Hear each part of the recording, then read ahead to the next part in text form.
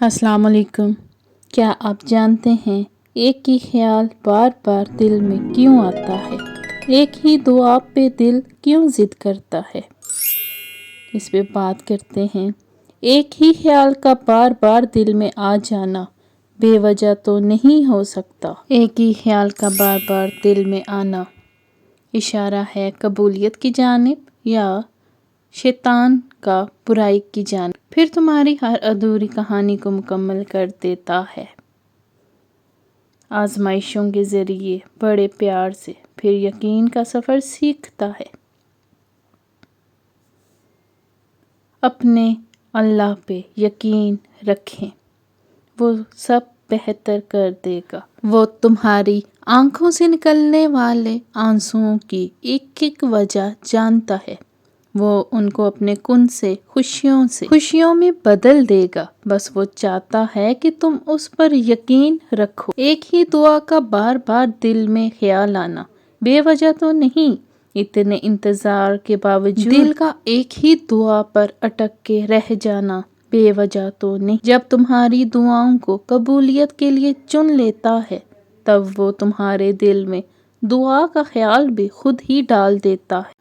وہ سب کچھ جانتے ہوئے بھی تم سے سننا چاہتا ہے تاکہ وہ تمہاری درد بھری آواز سن کر تمہیں حقیقی زندگی کی ایک نئی اڑان دے سکے۔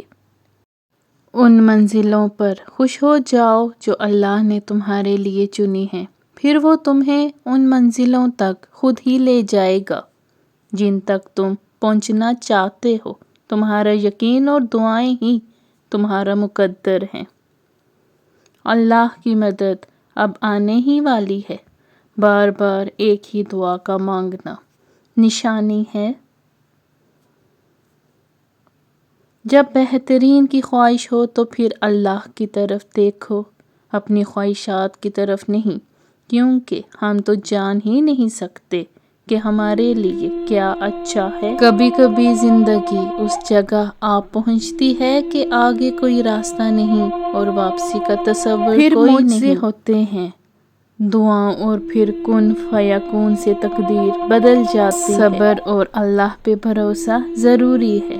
جو چیز تم سے لے لی گئی ہے، ایک وقت ایسا بھی آئے گا کہ اس کی یاد تمہارے ذہن و دماغ سے مٹا دی جائے گی، اور عنقریب اللہ تمہیں وہ چیز عطا کرے گا جس کی تمہیں توقع بھی نہ تھی۔ ہر چیز اللہ کے ہاتھ میں ہے، اس کا بھروسہ رکھو اور مسکراتے رہو، کبھی بے سہارا نہیں رہو گے۔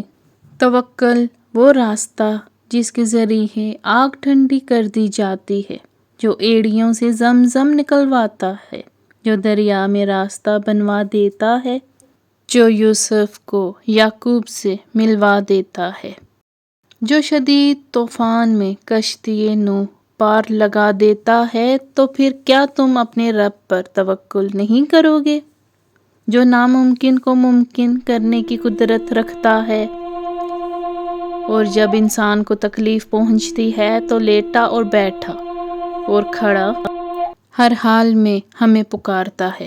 پھر جب ہم اس تکلیف کو اس سے دور کر دیتے ہیں تو بے لحاظ ہو جاتا ہے اور اس طرح گزر جاتا ہے کہ گویا کسی تکلیف پہنچنے پر ہمیں کبھی پکارا ہی نہ تھا۔ اور اگر لوگ تم سے متاثر ہو رہے ہیں تو اللہ پاک کا شکر ادا کرو کہ جس نے تمہارے گناہوں کو چھپا کر تمہیں لوگوں کے سامنے معزز بنایا ہے۔ یوں تو وہ دلوں کے حال جانتا ہے، مگر وہ چاہتا ہے اس سے مانگا جائے۔ یہ اس کی شان ہے کیونکہ وہ بادشاہ ہے۔ جب معاملہ اس تک پہنچ جاتا ہے تو مسئلے حل ہو جاتے ہیں۔ نہ جانے کیوں دل دکھانے والے اس کی طاقت کو اتنا انڈر اسٹیمیٹ کرتے ہیں۔ پھر وہ انہیں بتاتا ہے کہ اسے گرے ہوئے کو سنبھالنا آتا ہے اور ہنسنے والے کو گرانا بھی آتا ہے۔ اور سوچو ذرا، اگر وہ تمہیں تھام لے تو کیا تمہیں کوئی گرا سکتا ہے؟ اور اگر وہ تمہیں گرا دے تو کیا تمہیں کوئی اٹھا سکتا ہے؟ یہ تو ممکن ہی نہیں، اور بے شک اللہ سے بھی چھپا کچھ بھی نہیں، اور تقدیر اللہ کے ایک اشارے پہ بدل جاتی ہے۔ تم یقین تو رکھو، وہ بہتر لے کر بہترین دے گا۔ ہمارے چینل کو لائک، سبسکرائب کرنا نہ بھولیے گا۔ جزاک اللہ۔